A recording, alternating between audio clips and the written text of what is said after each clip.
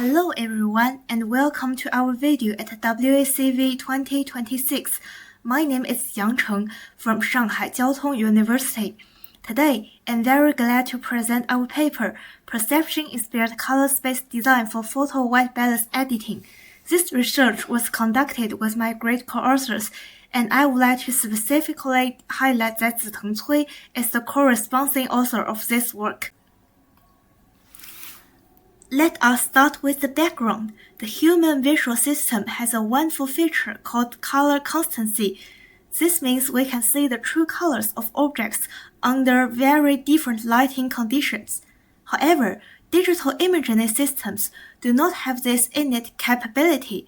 They rely on computational white balance algorithms to fix color cost. Typically, the best place to perform white balance is on camera sensor raw data.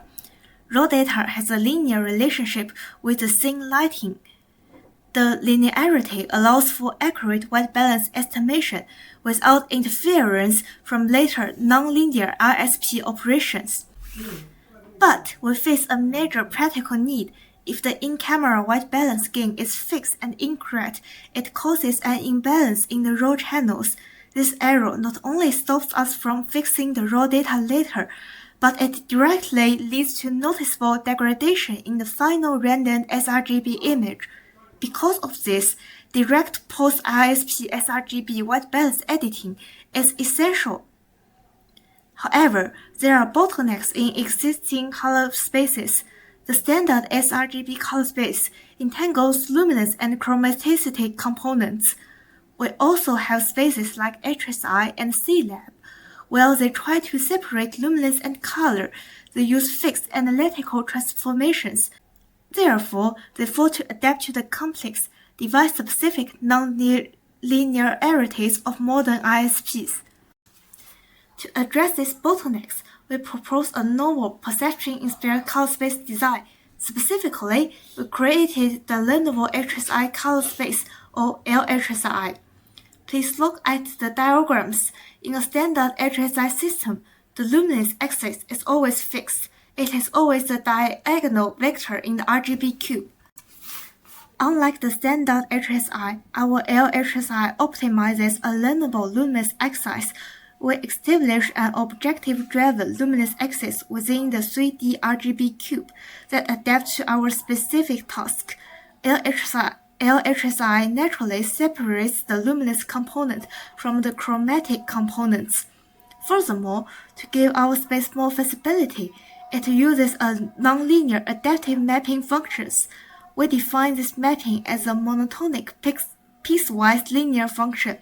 As you can see in the scatter plots, our LHSI space untangles the color channels much more effectively than standard sRGB or standard HSI.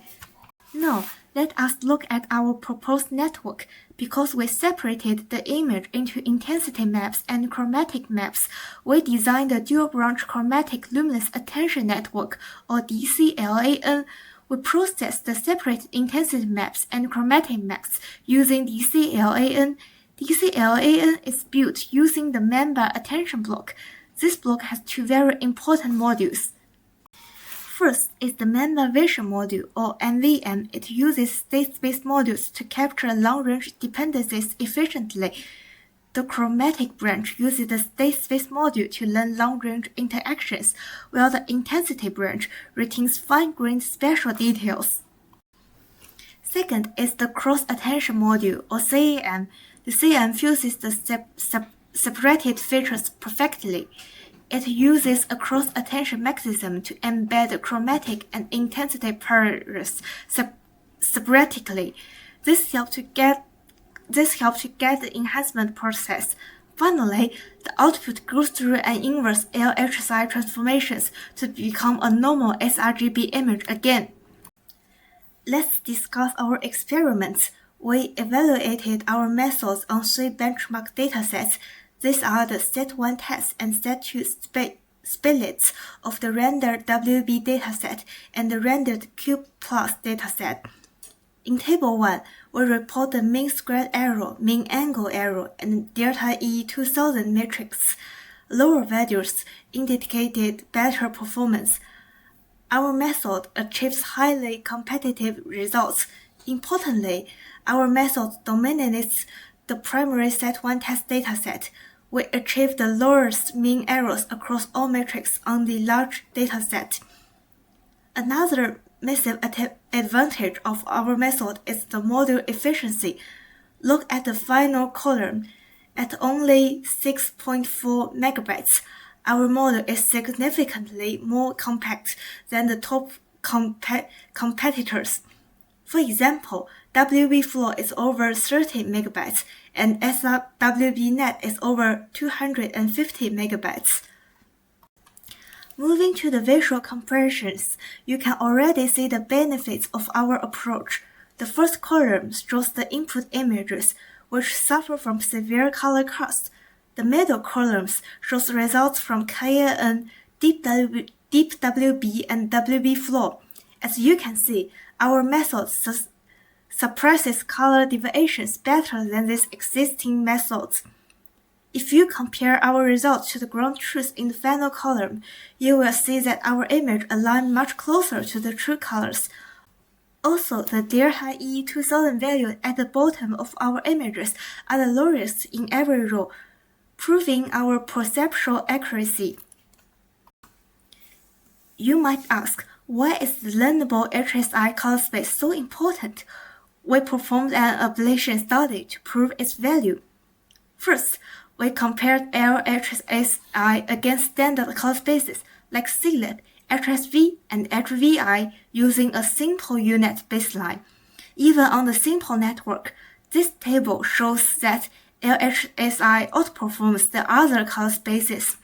Then, we integrated these color spaces into our full DCLAN framework.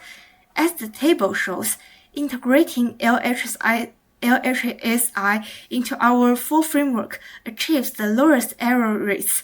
This is because LHSI adaptively aligns the illumination axis according to the specific white balance correction tasks. To conclude, we propose a normal framework for post-ISP white balance correction. The foundation of our method is the design of a data-driven learnable HSI color space. To fully utilize this space, we introduce DCLAN, which combines member vision and cross-attention to process the decoupled features. Our compact model achieves highly competitive performance and clearly outperforms standard color spaces like CLIP and HVI. Thank you very much for your time and attention. Our code is fully available on GitHub if you wish to explore it further.